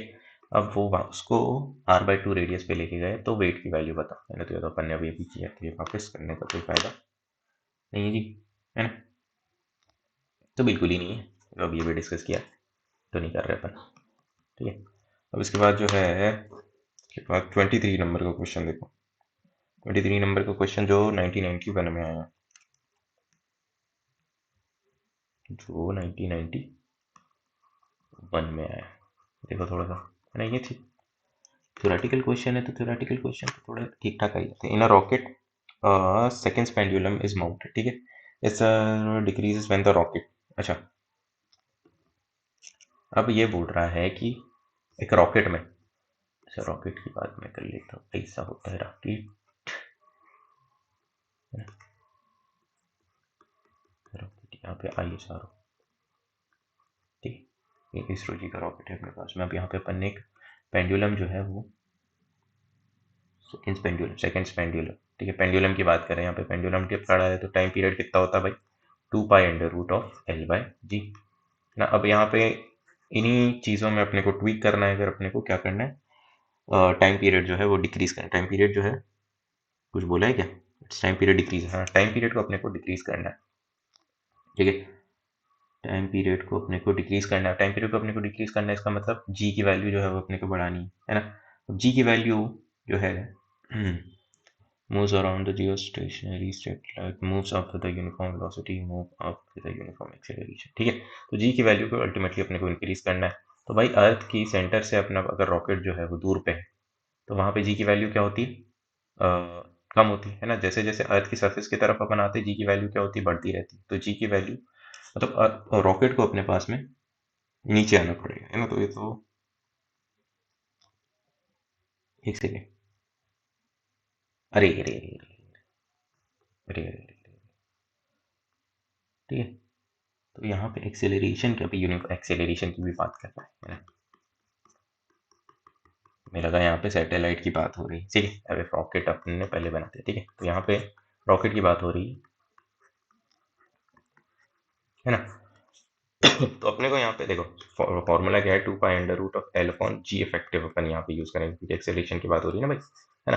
तो जी इफेक्टिव कैसे निकालते हैं भाई, जी इफेक्टिव देखो, अगर रॉकेट जो है ऊपर की तरफ एक्सेलरेट कर रहा है, तो यहाँ पे अगर मैं अंदर बैठ जाऊँ तो जी इफेक्टिव की वैल्यू क्या हो जाएगी, है ना। एक सूडो फोर्स पीछे लग जाता है, तो उसके कारण जी इफेक्टिव की वैल्यू क्या हो जाती है, बढ़ जाती है। अगर और रॉकेट ऊपर जा रहा है तो G+A बन जाएगा, है ना। तो इसका मतलब अपना रॉकेट जो है वो ऊपर जाना चाहिए, है ना। अगर जी वेलोसिटी से जा रहा है, इसका मतलब एक्सेलरेशन जीरो है, तो जी इफेक्टिव की वैल्यू तो वही रही, जी रह जाएगी, है ना। अगर ऊपर एक्सेलरेशन यूनिफॉर्म एक्सेलरेशन से जा रहा है, तो जी इफेक्टिव की वैल्यू G+A हो जाती है ना। तो ये सब चीज़ें इंपॉर्टेंट है ना। तो यहाँ पे टेम्परेचर डिक्रीज कब होगा, जब जी इफेक्टिव वैल्यू बढ़ जाएगी। जब जी इफेक्टिव की वैल्यू कब बढ़ेगी, जब यूनिफॉर्म एक्सेलरेशन से ऊपर जाएगा, ठीक है। तो यहाँ पे यूनिफॉर्म एक्सेलरेशन से ऊपर गया तो टाइम पीरियड अपना घट जाएगा, तो डी ऑप्शन जो है करेक्ट है, ठीक है। अब इसके बाद जो है आ जाते हैं अपन gravitation field and potential energy वाले टॉपिक पे, ठीक। तो ग्रेविटेशन फील्ड वाले टॉपिक बोल रहा है वर्क डन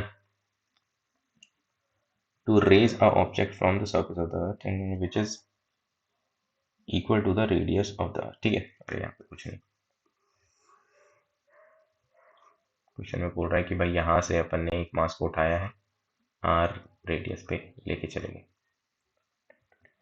रेडियस पे लेके चले गए, ठीक है, पी पॉइंट, ठीक है। अब यहाँ पे इसमें वर्क डन निकालो। अब देखो क्वेश्चन में ये मेंशन नहीं कर रखा है कि किसका वर्क डन निकालना है, तो work done to raise, to raise मतलब अपने को यहाँ पे फोर्स वोर्स लगाना पड़ेगा, है ना, अपने को फोर्स लगाना है, इसका मतलब by external agent, external agent, ठीक है। तो वर्क डन बाय अपने को एक्सटर्नल एजेंट। तो यहाँ पे अपने को एक और कंडीशन यहाँ पे ये मानना है कि जो अपन जो इसको ले जा रहे हैं वो स्लोली स्लोली ले जा रहे हैं, है ना, स्लोली स्लोली धीरे धीरे एकदम हल्लू हल्लू ले जा रहे हैं, ठीक है, ठीक है। तो अपन यहाँ पे स्लोली स्लोली ले जा रहे हैं तो कि चेंज इन काइनेटिक एनर्जी क्या हो, जीरो, ठीक है। तो मैं क्या लिख सकता हूँ, है ना। अब यहाँ पे मैं एक और इंपॉर्टेंट कंसेप्ट जो है वो बता देता हूँ कि work done by gravitation force कितना होगा, हो जाएगा minus of change in potential energy. अब वर्क एनर्जी थ्योरम यूज करता हूँ, है ना, यहाँ पे माइनस जो है वो कंजर्वेटिव फोर्सेस के वर्क डन में आता है, ठीक है। अब work done by external force, यहाँ पे बहुत सारे बच्चे जो है कंफ्यूज हो जाते हैं, तो इसको मैं और क्या तरीके से क्या लिख सकता हूँ, U1 minus U2, initial potential energy, final potential energy. अब मेरे को एक्सटर्नल फोर्स का वर्क डन लिखना है, तो मैं work done by all the forces बराबर conservation of mechanical energy use करूंगा, ठीक है। Work done by external force, work done by gravitation force equal to change in kinetic energy. अगर मैं स्लोली ले जा रहा हूँ, change in kinetic energy zero है, तो work done by external force में क्या बोल सकता हूँ, minus of W G. Minus of W G को मैं क्या लिख सकता हूँ, change in potential energy. So that work done by external force is nothing but change in potential energy, ठीक। सो यहाँ से अपने पास में, अच्छा अब यहाँ पे डायरेक्टली यूज कर लो, work done by external force कितना हो जाएगा, U2 माइनस U1, है ना। फाइनल पोटेंशियल एनर्जी कितनी है भाई, पोटेंशियल एनर्जी का फॉर्मूला क्या होता है, minus G M M upon final potential energy, centre से डिस्टेंस कितनी 2r, तो minus G M M upon 2r। अब माइनस, अब initial potential energy G M M upon ये आर, ठीक। तो इसको सॉल्व कर लो, सिंपल अपना आंसर आ जाएगा। अच्छा अब इसमें जी के टर्म्स में दे रखा है, जी के टर्म्स में दे रखा है ना, ध्यान से देखना। अपने पास में रिलेशन क्या होता है ना, जी जो है सरफेस पे ग्रेविटी की वैल्यू, सरफेस पे ग्रेविटी की वैल्यू है, तो जी बराबर क्या होता है, G M upon R square, ठीक है। तो ये सिंपल सा रिलेशन अपने को यूज करना है, तो यहाँ पे मैं क्या यूज कर दूंगा भाई, इसी इक्वेशन को मैं आर से मल्टीप्लाई कर दूंगा, आर से डिवाइड कर दूंगा, ठीक है। तो यहाँ पे अपने पास में क्या बन जाएगा, देख लेना यार, वो अब तो सिंपल सा है ना, ये रिलेशन अपने को यूज करना है, G M upon R square की जगह जी की जी जी रख दें, ठीक है। अब हमारे फोन में चार्जर ही खत्म हो गया जी, ठीक है। तो अब हम जितने जितने क्वेश्चन हो सकते हैं अपन उतना डिस्कस कर लेते हैं, ठीक है। अब ये वाला सवाल जो है, फिर हमने किया ये वाला सवाल, ठीक है, फिर हमने किया ये वाला सवाल, ठीक है। नीट उड़ीसा 2020, सॉरी T20 कहाँ है जी, 2019 का सवाल है, ठीक है। इसके पहले वाला सवाल नीट 2019 का था, ठीक है। अब इसमें बोला है कि assuming the potential energy infinity पे पोटेंशियल एनर्जी जीरो माना है, the change in potential energy is final minus initial of an object and when taken to height h from the surface of the earth is given। अबे फालतू सवाल एकदम, बिल्कुल फालतू, है ना। तो इसमें पूछा गया है चेंज, क्या पूछा, चेंज इन पोटेंशियल एनर्जी है, final potential energy minus initial potential energy पूछा है उसने, ठीक है। तो यहाँ से कुछ नहीं किया है, ये वाले सवाल में आर फाइनली एच पे ले गया, तो चेंज इन पोटेंशियल एनर्जी क्या होगी, फाइनल माइनस ई, भाई सर कंफ्यूज मत होना यहाँ पे, है ना, चेंज इन पोटेंशियल एनर्जी बोला सर, कभी पी यूज कर रहे हो कभी यू यूज कर रहे हो यार, एक चीज पे यूज कर लो तुम, ठीक है। तो यू यूज कर लेते हैं, तो कंफ्यूज हो जाओगे नहीं तो, ठीक है। तो यहाँ पे फाइनल पोटेंशियल एनर्जी अपने पास में कितनी हो जाएगी, minus G capital M small M upon R plus H, ठीक है। फॉर्मूला डायरेक्टली याद है तो जल्दी जल्दी सब क्वेश्चन हो जाएगा। इनिशियली यहाँ पे रखा था यू आई की वैल्यू क्या हो जाएगी, मैंने G M capital M small M upon R, ठीक है। वैल्यू पुट कर दो, धड़ाधड़ आंसर आ जाएगा फट से, है ना। इसके बाद ये करके दिखाओ, ये फिर ये, है ना। इसके बाद 2016 का सवाल है, 2016 यार 2016 में पता नहीं ऐसा क्या हुआ था कि नीट का भी पेपर ठीक आया था और जेई मेंस का अच्छा आया था। जेई एडवांस की तो क्या ही कह रहे भाई। जेई 2016 एकदम बूम बाम पेपर था भैया, एकदम ओपी ओवर पार्ड। ऐसा पेपर था कि भैया सुपड़ा साफ हो गया सबका। एयर वन, मतलब मैं जेई एडवांस की बात कर रहा हूँ, एयर वन जो है 312 में शायद बन गया था। बंसल बंसल थे अपने शायद कोई। ठीक। तो है ना, अब 2016 का क्वेश्चन अपन यहाँ पे ट्राई करते हैं। ये तो चाहिए फालतू बातें, फालतू नहीं, मतलब अच्छी बात है। ठीक। अब अपन देखते हैं, क्वेश्चन में बोल रखा है कि at what height from the surface of earth the gravitation potential की वैल्यू दे रखी है और जी की वैल्यू दे रखी है। अब देखो, ग्रेविटेशन पोटेंशियल की वैल्यू दे रखी है अपने पास में -5.4 इंटू 10⁻7, और उसी उसी पॉइंट पे अपने को दे रखा है भाई ई की वैल्यू। इकाओ, सॉरी जी बोल देते हैं यार, फालतू डिस्क तो मैं खुद कंफ्यूज हो जाता हूँ। इलेक्ट्रिक फील्ड लिख रहा हूँ, ग्रेविटेशन फील्ड लिख रहा हूँ, ठीक है। तो जी बोल दो इसको। जी की वैल्यू बाबू हमको दिया है, ई दे रखा है जी 6, 6 दिया है 6। ये दो इन्फॉर्मेशन दे रखा है अपने को। ये क्वेश्चन अपन डिस्कस कर रहे हैं 2016 का। देवियों सज्जनों, बताइए कौन सा ऑप्शन होगा, बताइए यार। सिंपल फॉर्मूला, पोटेंशियल का फॉर्मूला अपने को पता है, -g capital M divided by, अब उसने हाइट पूछा है ना, तो अपन हाइट जो है r+h ले लेते हैं, है ना। यहाँ पे कुछ बच्चे फैल गए होंगे, भैया r+h कैसे ले रहा, मास्टर बता नहीं रहा है कुछ, बिना डायग्राम के सॉल्व कर रहा है। ठीक है। अब चिरको, ये देखो, सेंटर से डिस्टेंस लेते हैं अपन, तो कैपिटल आर कैपिटल आर क्या है, कैपिटल आर जो है भैया अपने पास में कैपिटल आर क्या है जी, कैपिटल आर जो है वो है रेडियस ऑफ अर्थ, है ना। कैपिटल r+h जो हो जाएगी सेंटर से डिस्टेंस हो जाएगी उस पॉइंट की, तो मैं डायरेक्टली पोटेंशियल का फॉर्मूला ये लिख दूंगा। समझे कि नहीं, होपफुली समझ गए होंगे। ठीक है, तो यहाँ पे अपने पास में ये दे रखा है, ये दिया है, ठीक है। इसकी वैल्यू दे रखी है, माइनस से माइनस उड़ा दो, एक इक्वेशन ये बन जाएगी। या तो दूसरा इक्वेशन कैसे बनाएगा यार, दूसरा इक्वेशन भाई मेरे को पता है कि एक्सेलरेशन ड्यू टू ग्रेविटी की वैल्यू दे रखी है उस पॉइंट पर, तो Gm/r+h का होल स्क्वायर, मैं ये यूज कर लूंगा, मैं ये यूज कर लूंगा। अब कुछ बच्चे बोलेंगे भाई यहाँ पे सर आपने ये वाला फॉर्मूला क्यों यूज किया कैपिटल जी के टर्म्स में। अबे ऊपर देख लो यार, पोटेंशियल जो है कैपिटल जी के टर्म्स में है, तो मेरे लिए फायदेमंद कौन सा फॉर्मूला यूज करना होगा, वो होगा भाई कैपिटल जी एम वाले टर्म्स। ठीक है, समझ आ रही बात, इतना तो दिमाग लगाया करो यार। तो अभी इन दोनों को डिवाइड कर दो, तो डिवाइड करने से क्या होगा, अरे बाबू एच आ जाएगा यार, एच आ जाएगा, सॉल्व फॉर एच, भाई यहाँ पे आधे बच्चे बोल रहे होंगे भाई साला सॉल्व फॉर एच ये सब बता दे रहा है, खुद सॉल्व कर नहीं रहा। अरे यार इतना तो समझो यार, मास्टर की लिबर्टी तो समझो यार, इतना तो तुम सॉल्व कर सकते हो। अरे हाँ की ना, ठीक है।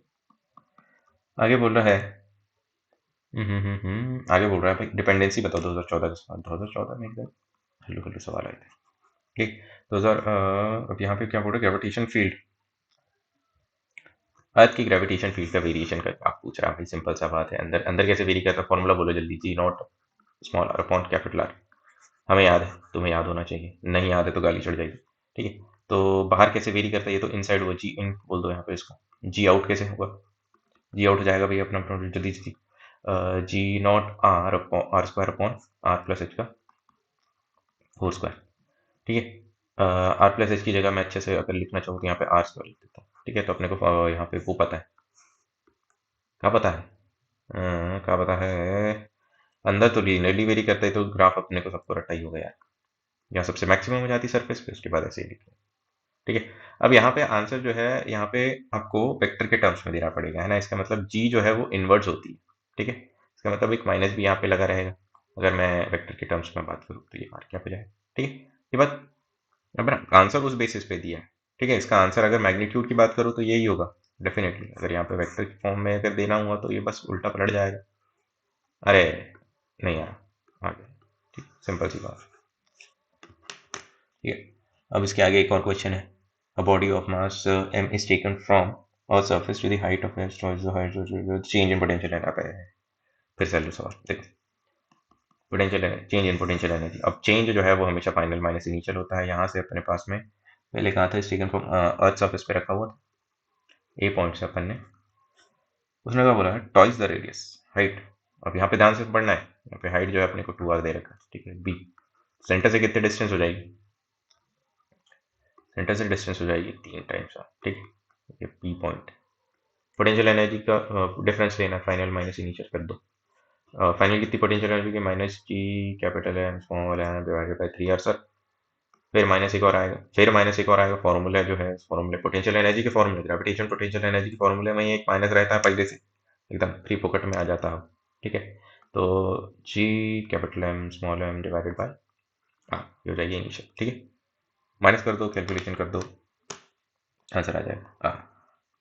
अब इसके बाद जो है थोड़ा सा जीपी से सवाल पूछा है 2013 में, 2013 में जीपी से सवाल पूछा गया है।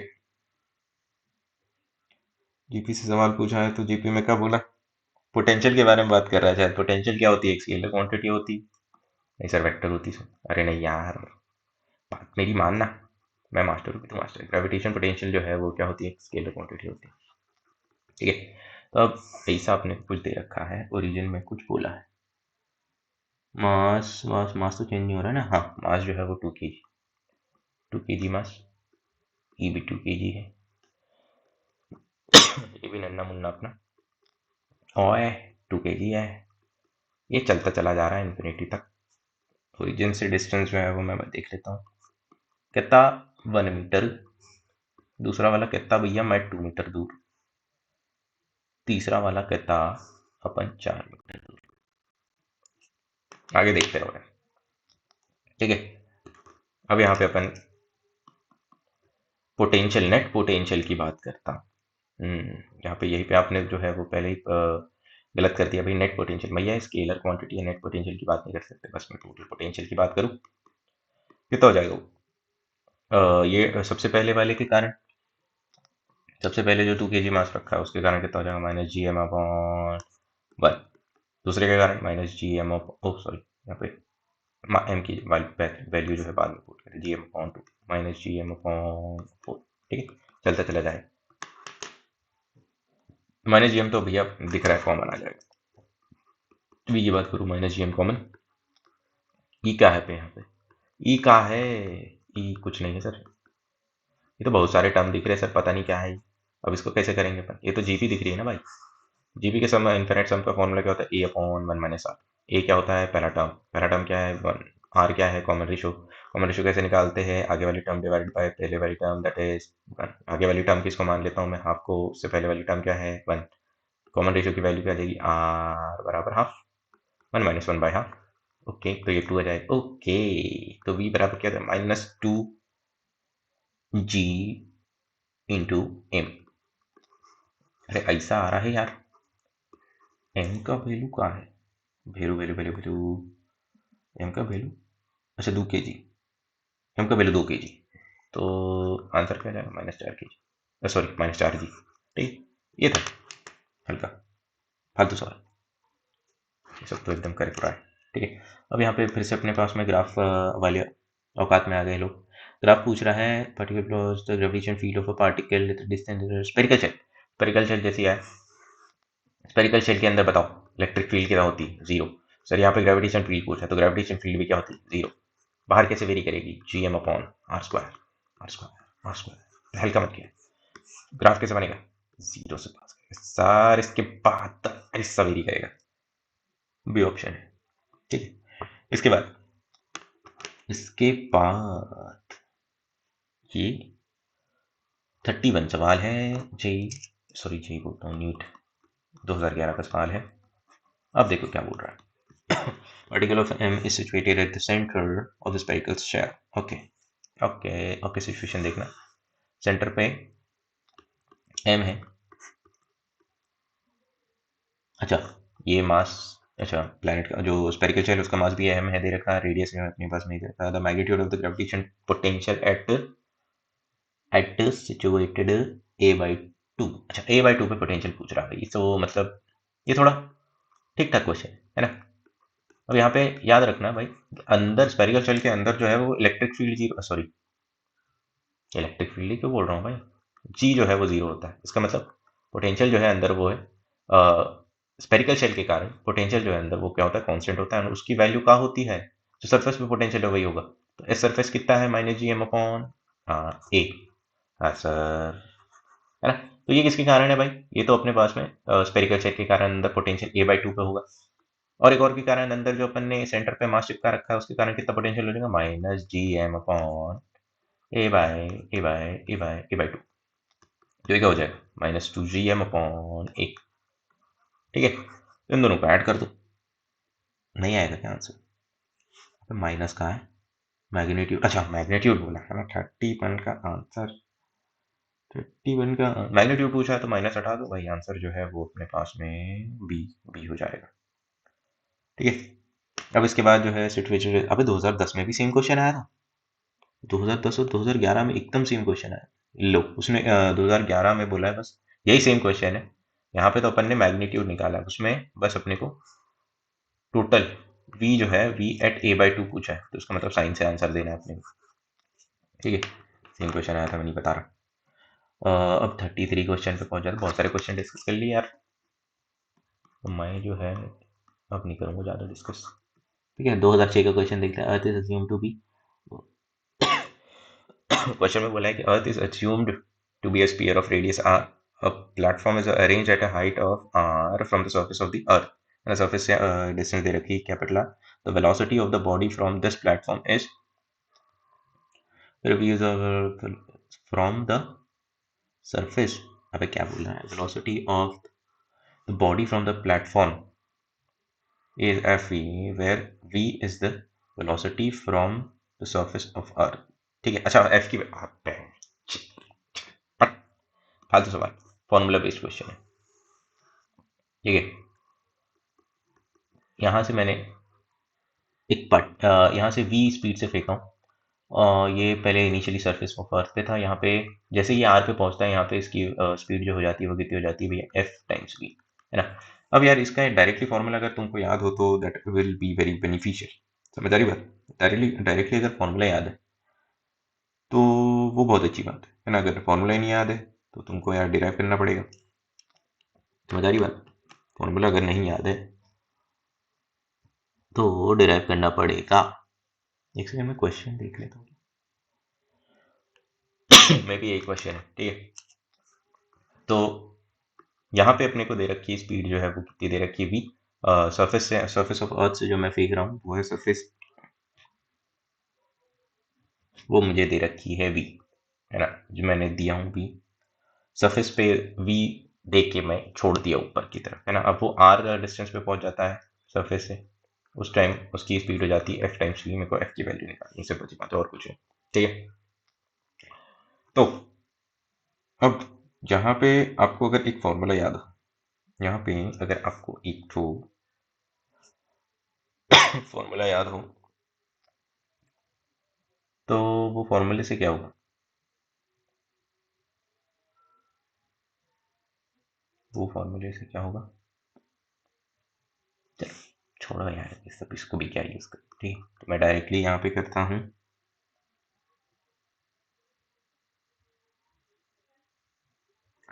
यहाँ पे सवाल जो है इधर platform B is the speed from the surface of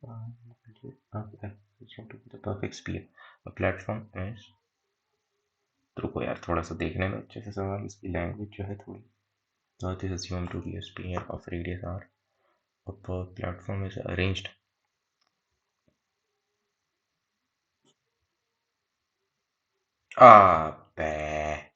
question को गलत समझ के, मैं वही सोच रहा हूँ यार इसमें तो कोई ऑप्शन ही मैच नहीं कर रहा, हम क्वेश्चन ही गलत समझ लिए। देखो अब स्केप वेलोसिटी की बात कर रहा है भाई, यहाँ पे अपन ने एक प्लेटफॉर्म जो है अरेंज कर दिया है, अब यहाँ से मैं अगर ये छोड़ रहा हूँ, एक ऑब्जेक्ट जो है वो छोड़ता हूँ, इस केस में जो स्केप वेलोसिटी होगी वो इनिशियल जो सरफेस से अपन छोड़ रहे हैं वो एफ टाइम्स, ठीक है, तो सरफेस से मैं छोड़ रहा हूँ तो स्केप वेलोसिटी का फॉर्मूला क्या था, under root of 2gm upon R E. अभी यार हमारे लैपटॉप का चार्ज जो है वो लुढ़ के जा रहा है, रुकी जाए, हम थोड़ा यहाँ पे जुगाड़ बनाए थे, इधर आओ चार्जर,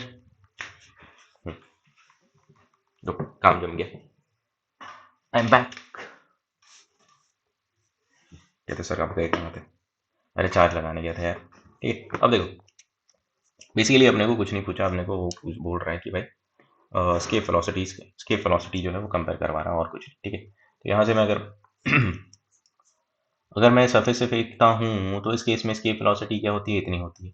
अगर मैं यहाँ से फेंक रहा हूँ तो स्केप वेलोसिटी कितनी हो जाएगी, सिंपल सा, अपने को कुछ नहीं यूज़ करना है। अपन क्या कर रहे थे, जब सरफेस से फेंका था उस टाइम अपन ने क्या किया था, COME, conservation of mechanical energy, initial PE plus KE initial, और ऊपर क्या हो जाएगी, U फाइनल प्लस KE, सही कर रहा हूँ, हाँ। इनिशियल पी इस केस में जब यहाँ से सेंटर से डिस्टेंस जो है वो 2r था, तो क्या हो जाएगी, -G capital M small m upon 2r, plus initial क्या काइनेटिक एनर्जी क्या हो जाएगी, हाफ ऑफ m, अरे हाफ ऑफ m मैं मान लेता हूँ VG, है ना, VG। यहाँ से मैं VG से छोड़ रहा हूँ, VF को छोड़, VG से छोड़, VG से छोड़, ठीक है। फाइनल फाइनल पी कितनी हो जानी चाहिए, 0, इन्फिनिटी पे पहुंच गया। फाइनल की, क्योंकि अपन ने फाइनल काइनेटिक एनर्जी कितनी हो जानी चाहिए, वो भी हो जानी चाहिए 0। सर ये फाइनल काइनेटिक एनर्जी 0 का फंडा समझ नहीं आया क्यों हो रही। अबे हमने मिनिमम वेलोसिटी, स्केप वेलोसिटी क्या होती है भाई, मिनिमम स्पीड जो मैं दे रहा हूँ वो, है ना। अगर मैं मिनिमम स्पीड दे रहा हूँ उसका मतलब मैं इनिशियली मिनिमम काइनेटिक एनर्जी दे रहा हूँ, है ना।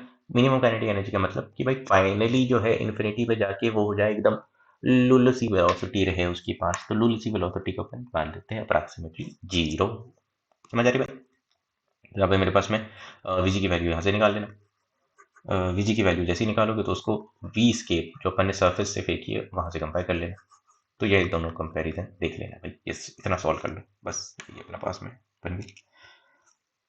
34 देखो, 2002 में आया था, assuming the radius of the earth as capital R, the change in gravitation potential energy of a body mass m when it takes from changing gravitation potential energy पूछा है, बट जो 2002 का सवाल है वो मैं बता देता हूँ क्या कर रहा है वो। यहाँ पे सरफेस से फिर इनिशियली ए पॉइंट था, फाइनली बी पॉइंट पे था, ये 3r हो गया, ठीक है। तो B point change in potential energy कोई था यूबी माइनस, चेंज मतलब हमेशा होता है फाइनल माइनस इनिशियल, तो चेंज यूबी माइनस यूए कर देंगे। यूबी का फॉर्मूला क्या हो जाएगा, -G capital M upon capital M small capital M small m upon, अरे जल्दी बोलो, 4r कैसे, सेंटर से डिस्टेंस लेते हैं भाई, सेंटर से डिस्टेंस लोगे तो कितना हो जाए 4r, ठीक है। माइनस, जल्दी बोलो, इनिशियल पोटेंशियल यू ए कितने हो जाएगा, capital M small m upon r, ठीक है, हो गया। ये हटाओ। अच्छा, इसमें जी के टर्म्स में, mg के टर्म्स में आंसर दे रखा है अपने पास में, है ना। तो कैसे निकालेंगे, जी होता है, जी जो है सरफेस पे फील्ड की वैल्यू होती है G capital M upon R square, ये वाला यूज कर लेना। तो ये कहाँ से निकालेंगे भाई, ये जो इक्वेशन है इसको r से मल्टीप्लाई कर दो, r से डिवाइड कर दो, है ना, तो आपके पास में ऑटोमेटिकली आ जाएगा, ठीक है। अब क्या बोल रहा है, तो अब एक और क्वेश्चन 2001 का भाई, इसके बाद मोशन ऑफ सैटेलाइट के भी थोड़े बहुत क्वेश्चन करके रफा दफा करेंगे अपन, ठीक है, ठीक है, अरे ठीक है, ठीक है भाई, चलो जी। Potential energy of a satellite having mass m rotating at a height of इतना फ्रॉम, पोटेंशियल है,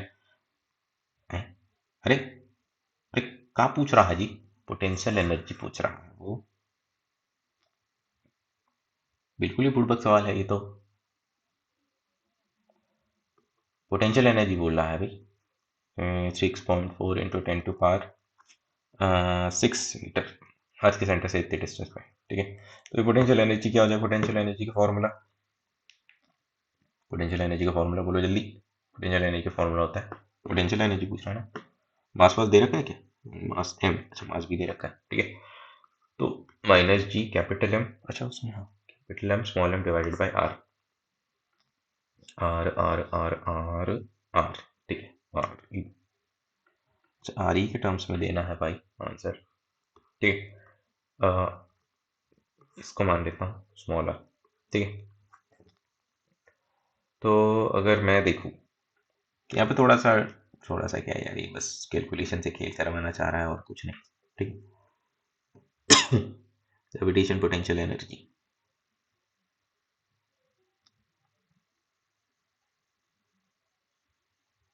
ठीक है। तो तो तो तो तो तो potential energy having mass m and rotating at a height of इतना from the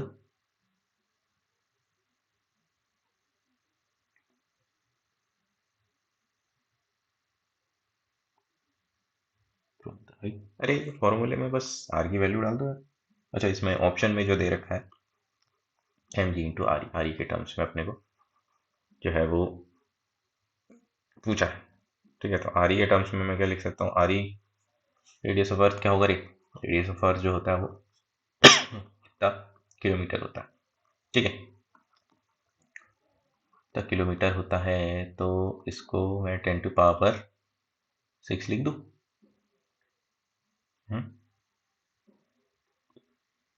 हाँ कि नहीं, पर 6 मीटर, ये थोड़ा ओ जरूर सा क्यों लग रहा है मेरे को, क्वेश्चन गलत है क्या।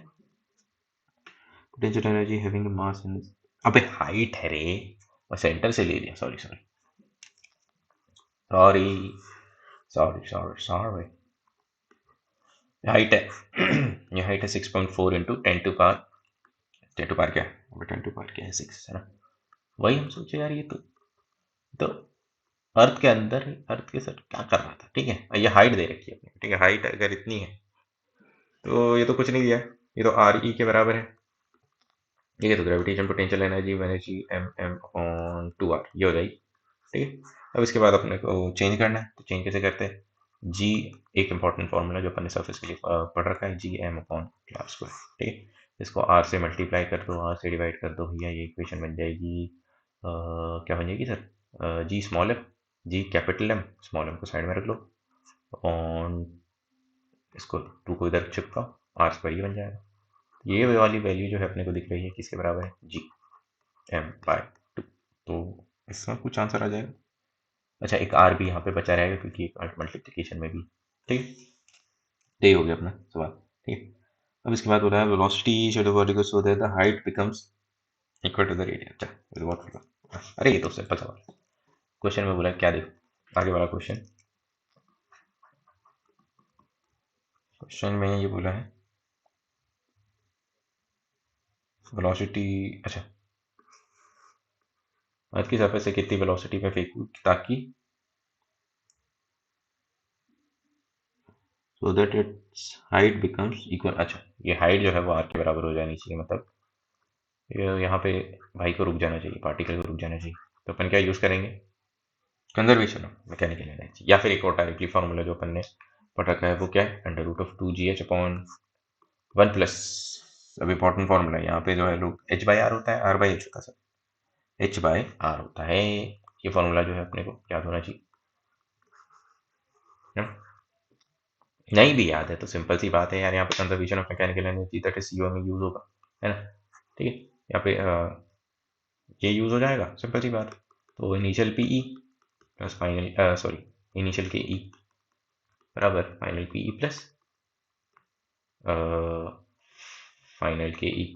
ठीक है, इनिशियल पी कितना है, minus G capital M small M upon R, initial के ई कितना, half M B square sir, final P कितना, final P E sir minus G capital M small M divided by 2r। ठीक है, अब final P कितना, zero, final के E कितना है, सॉरी के ई है, के ई क्या है, जीरो, इसको सॉल्व फॉर बी। ठीक है, ये हो जाएगा। अब इसके बाद जो है थोड़ा मोशन ऑफ सैटेलाइट से अपन सवाल कर लेते हैं। मोशन ऑफ सैटेलाइट से रिसेंट ईयर के पे लेंगे सवाल, ज़्यादा नहीं, मोस्टली जो है टाइम पीरियड पे ही आ रहे। अच्छा ठीक है ठीक है ठीक है ठीक है ठीक है,